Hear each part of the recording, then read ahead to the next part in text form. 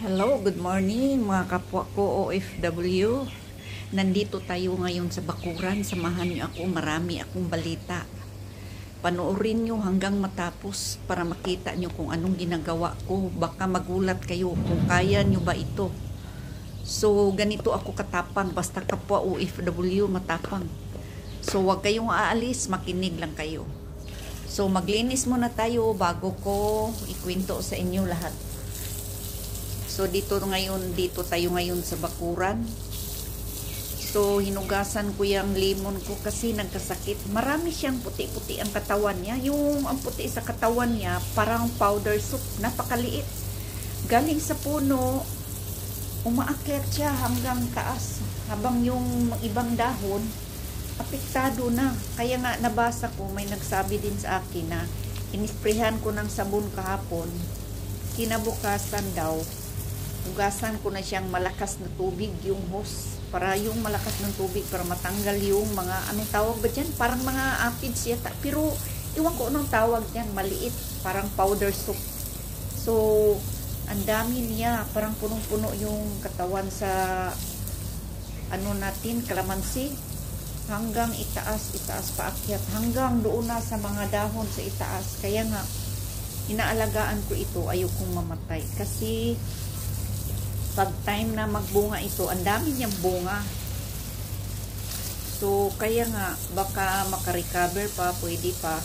Kaya, inisprehan ko siya ng sabon. Yung, dishwashing soap, hinaluan ko ng maraming tubig. So, ayan. Sana, makarecover pa yan. Kasi sayang, pag mamatay, takot ako mamatay. Kasi, maganda yung lemon na yan. Ang daming bunga. So, alagang-alaga ko yan. Hindi ko alam bakit nagkasakit. Baka kulang ng vitamins. Kaya nga maraming expire na tea dito.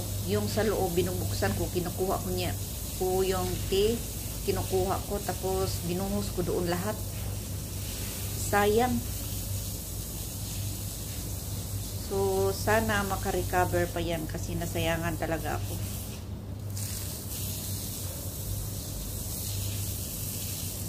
So, ganito ang buhay OFW. Umaga pa ngayon dito, mga 6 in the morning. So, ayan na. Dami ng tubig. Tingnan nyo yung tubig niya, nagbula-bula. So, alas 6 pa ng umaga dito ngayon. Maaga ako nagising kasi inisip ko itong lemon ko. Ayoko siya magkasakit. At saka ganito naman time talaga ang pagising ko. Ayan, ang garden natin. So, pag tingnan nyo, maraming damo, artificial grass yan, mga karosas. Hindi yan totoo. So, dito banda, tapos ko na nawalisan. So, dito na rin, sa kabilang side. So, mamaya kunti, magdilig pa ako. So, samahan nyo ako, mga karosas. So, maswerte ako ngayon, kasi kunti lang yung mga, dahon, naglaglagan. Ano ba yan? Nalaglag. Kasi dito nga side, may malaking puno sa malunggay. Hindi namin pinutol kasi sayang. Malaking tulong yan pag tag-init. Kasi parang hindi masyadong mainit yung bakuran pag maraming kahoy. So ito, ginagawa ko yan araw-araw, magwawalis. Ayan.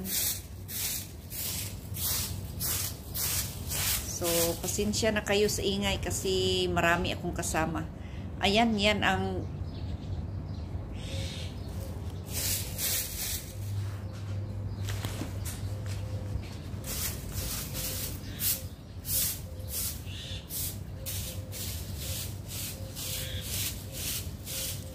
laban lang tayo mga kapwa OFW.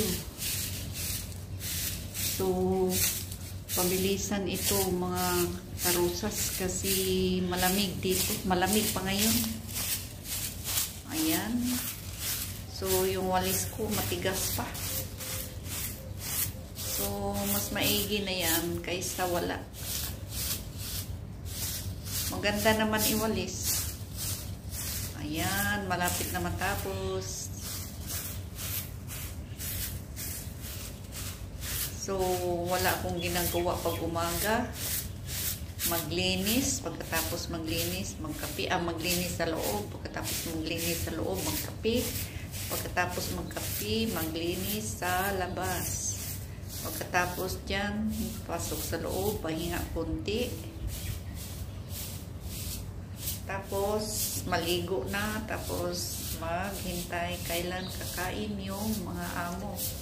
So ganyan lang ang trabaho ko kasi dalawa lang ang kasama ko dito, amo ko, alaga ko.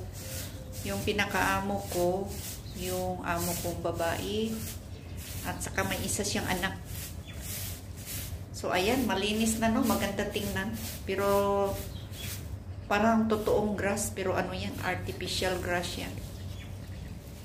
Ayan.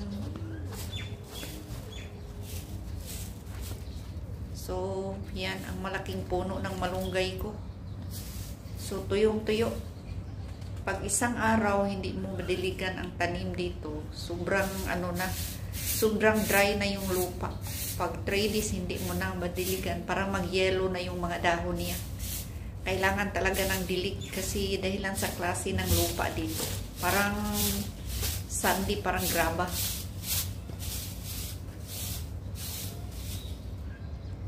So,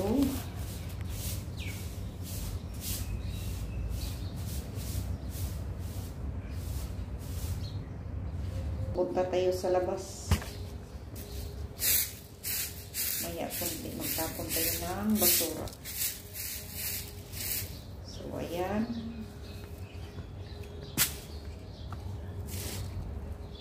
Yan ang palibot.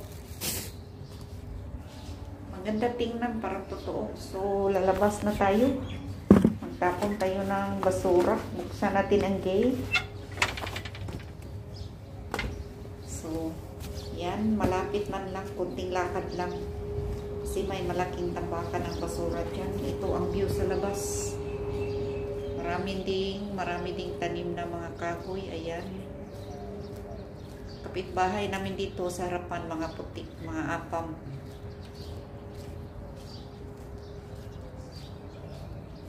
So, lakad lang konti.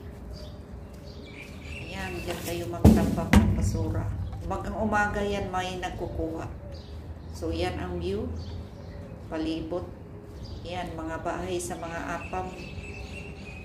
So, ito ang view ng bahay ng amo ko. Yung mga tanim-tanim, mga kahoy.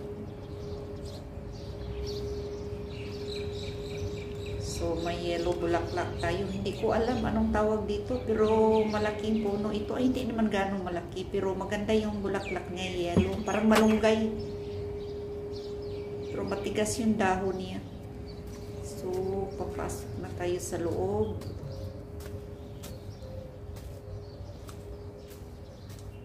So, ayan yung walis ko. So, dito na lang tayo, mga karosas.